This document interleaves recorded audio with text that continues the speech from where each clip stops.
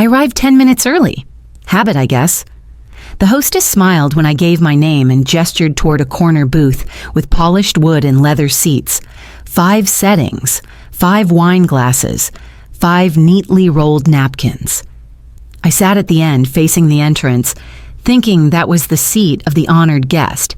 Idiot! I kept checking my watch, then my phone, then the entrance, back to the phone again. I wasn't nervous, at least that's what I told myself. It was just dinner. One dinner I spent weeks planning after finally landing. The promotion I'd been chasing for 6 years, senior project manager. It wasn't just a title, it was proof that all the overtime, the weekends skipped, the birthdays missed actually meant something. I ordered sparkling water, then switched to a whiskey, neat. Just one, maybe 2. The waiter checked in with a polite smile, eyes flicking toward the empty chairs like they were louder than they were. I waved him off. They're just running late. I lied. At 7:12 p.m., my phone buzzed, a message from Dad.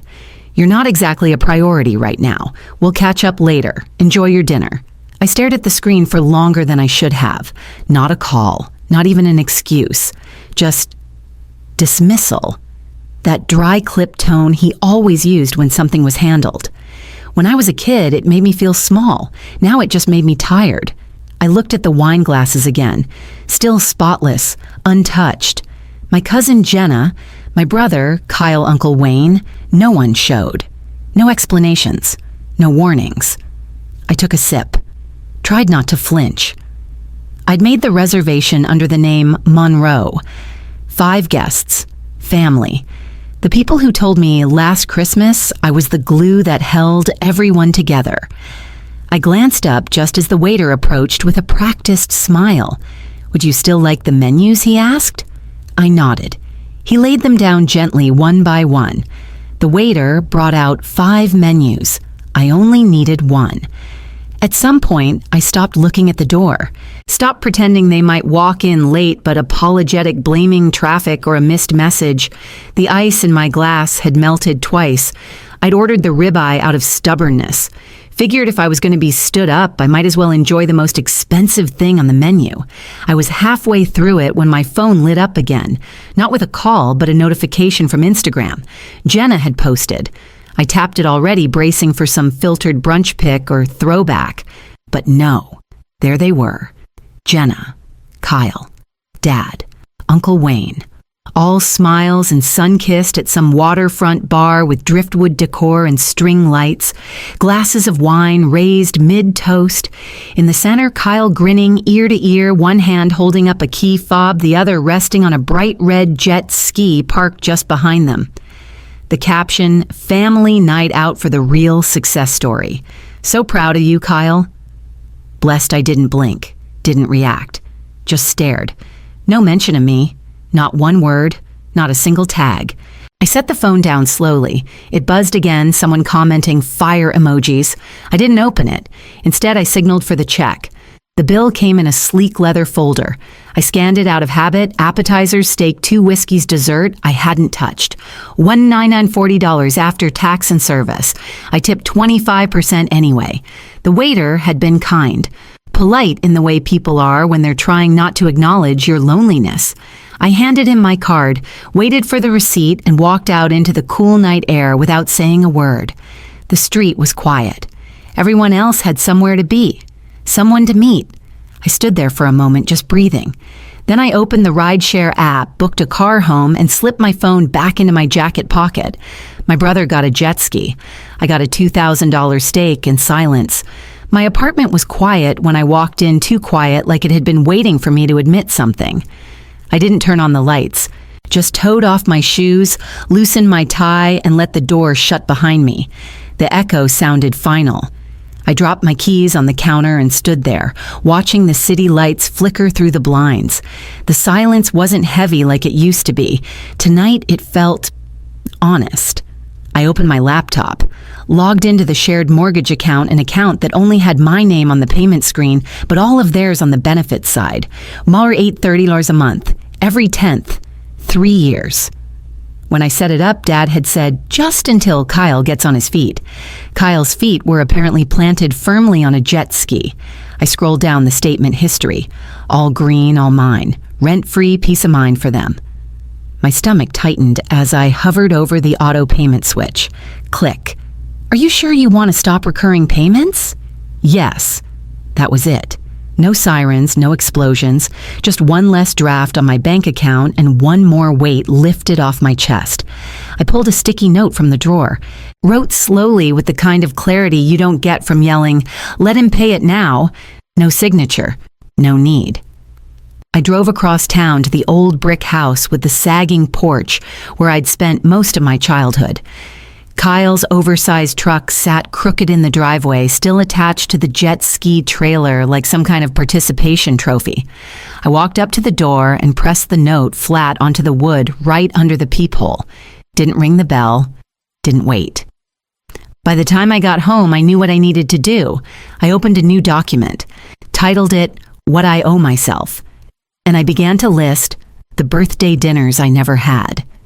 The "I'll pay you next Friday" promises that vanished, the hours I spent fixing messes I didn't cause, the parts of me I kept setting aside, not just money, time, grace, energy.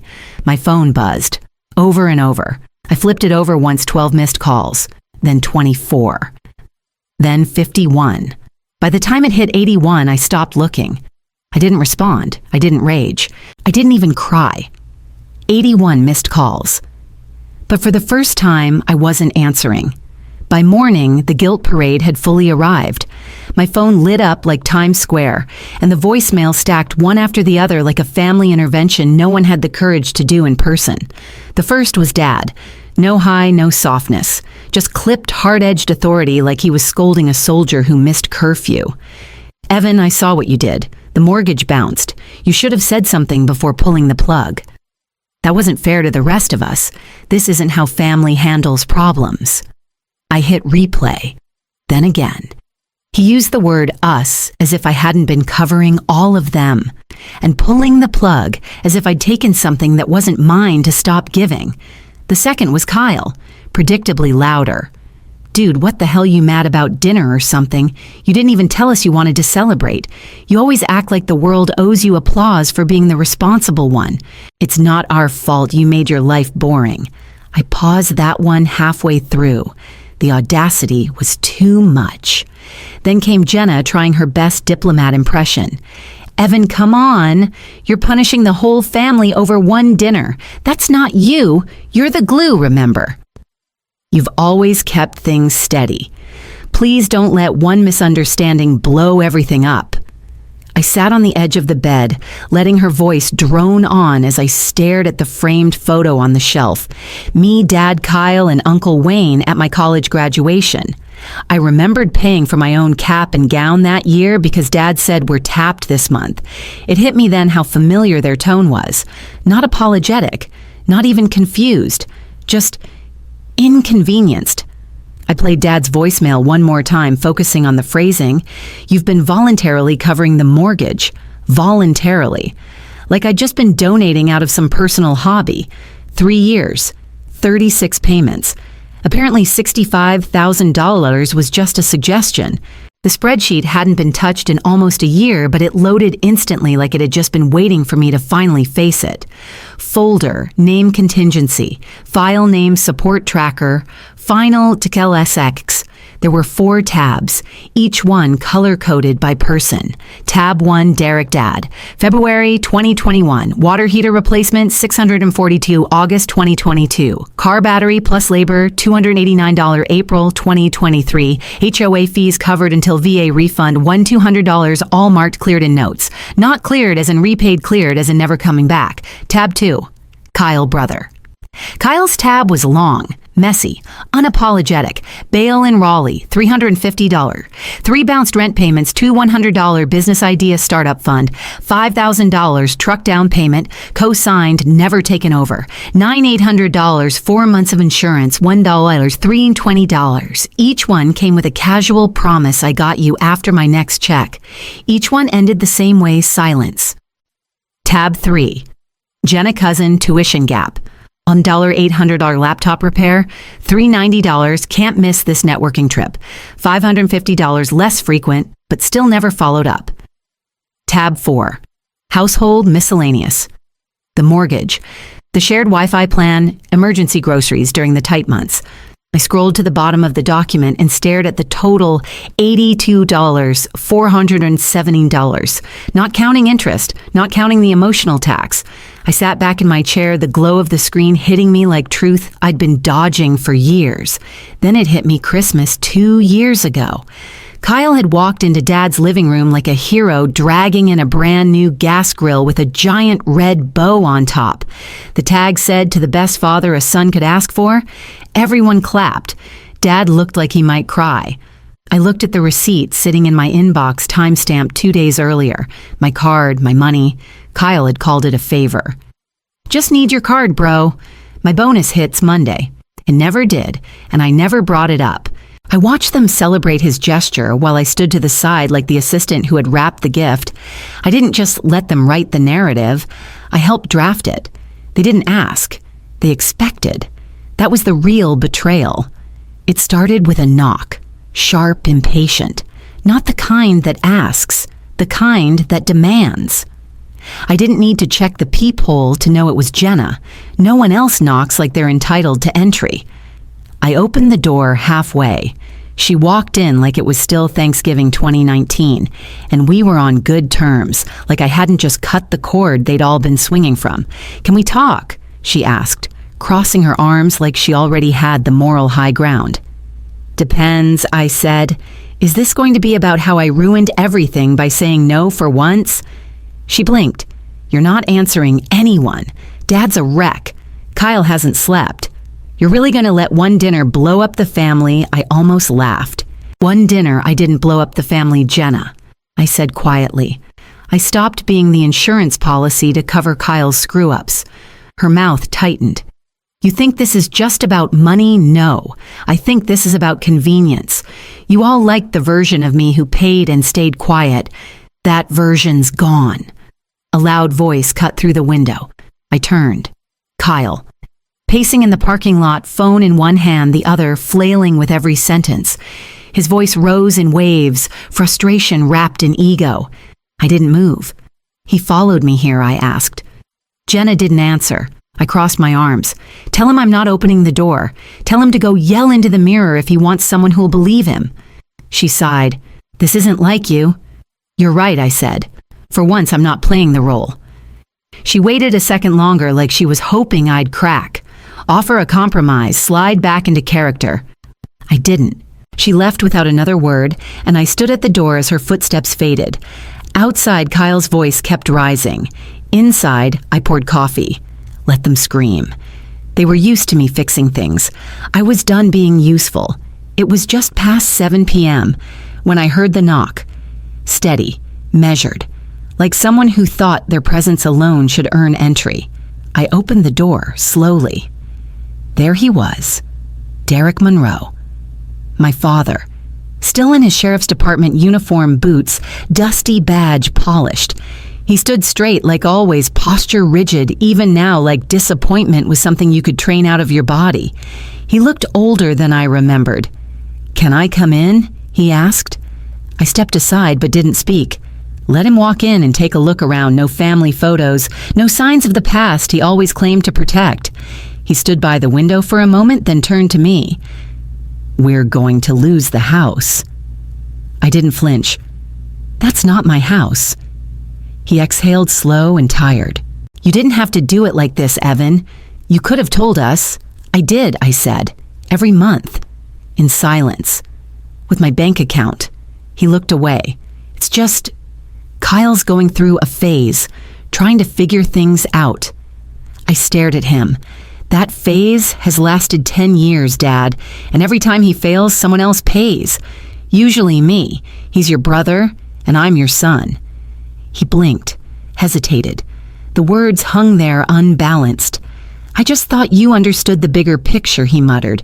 "Keeping the family together, supporting each other."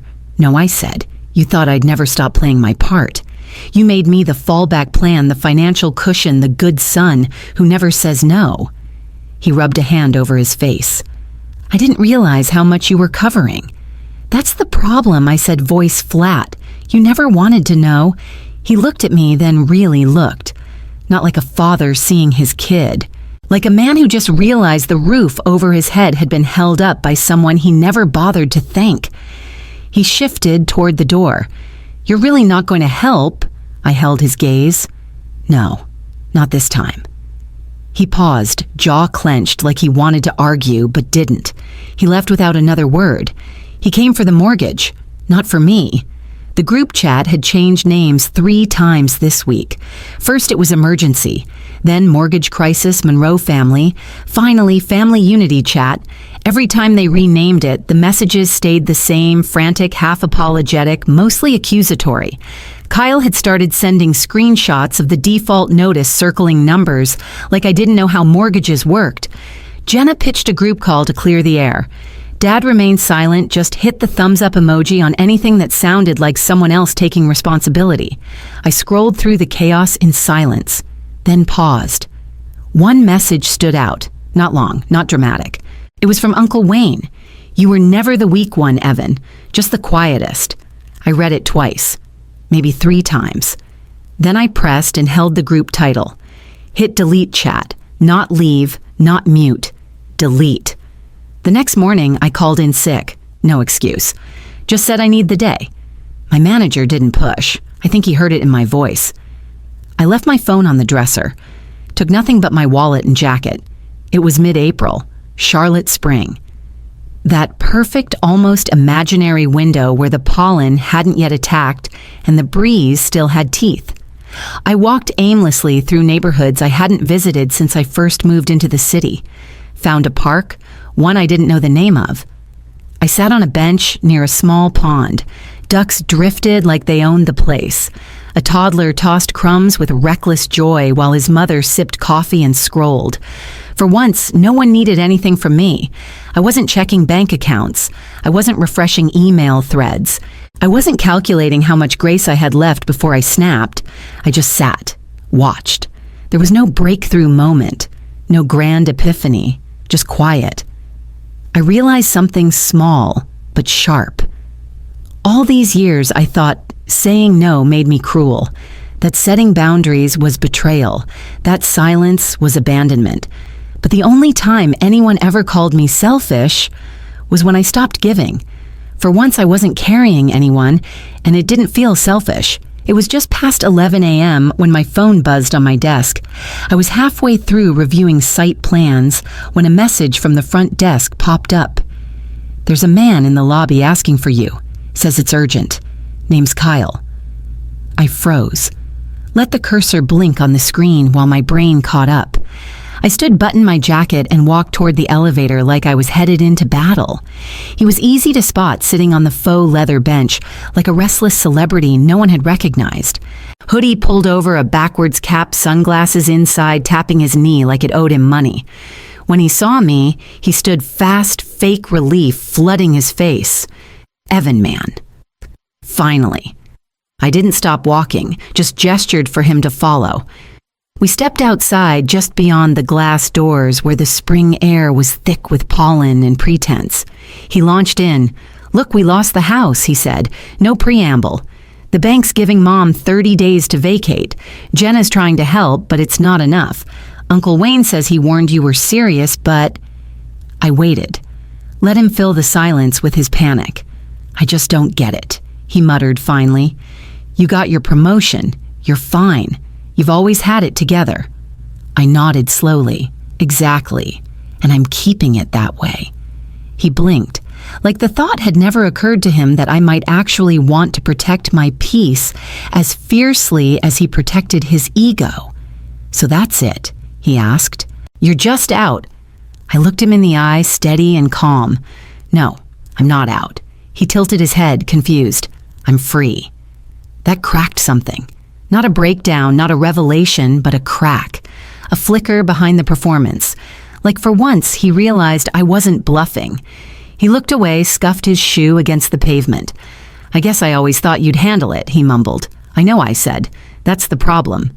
He didn't argue, didn't say thank you or sorry, just turned, walked off toward a car I didn't recognize. He asked if I was out. I said, "No, I'm free." The new apartment was smaller, but it felt bigger. No creaky floors, no faded carpet, no memories tied to late-night money transfers or guilt-soaked phone calls. Just clean walls, tall windows, and silence that didn't accuse me of anything. I took my time unpacking. No rush, no pressure. No one calling mid-move asking if I could cover a late bill just this once. The walls stayed bare at first. I had a box labeled photos, but I never opened it. It sat in the back of the closet next to old receipts and shoes I didn't wear anymore. I didn't hang the family portraits, didn't frame the vacation shot from that one semi-functional beach trip. Not out of spite, out of clarity. I started therapy the following Monday. A woman named Camille with a soft voice and sharper questions than I was ready for. She asked me why I kept trying to earn a kind of love that came with invoices. I didn't have an answer. Not yet. Later that week, I booked a solo trip to Glacier National Park. One-way ticket. First real vacation in 5 years. I didn't ask anyone to watch my place, didn't announce it in a group text. I just booked it. I also opened a new savings account. Gave it a name the bank teller smiled at when she saw it on the screen, Peace Fund. Every month, a piece of what used to go to the mortgage now went there instead. I kept walking past that unopened photo box. Eventually, I stopped noticing it. One night, sitting on my new couch with a cup of tea and a playlist that didn't remind me of anyone, I let myself say something out loud that I hadn't been able to name before. They told me love means sacrifice, but real love doesn't leave you broke inside or out. And with that, I breathed deeper than I had in years, because I'd spent a lifetime being the dependable one, the quiet helper, the background fix-it guy. They raised a provider. I became a person,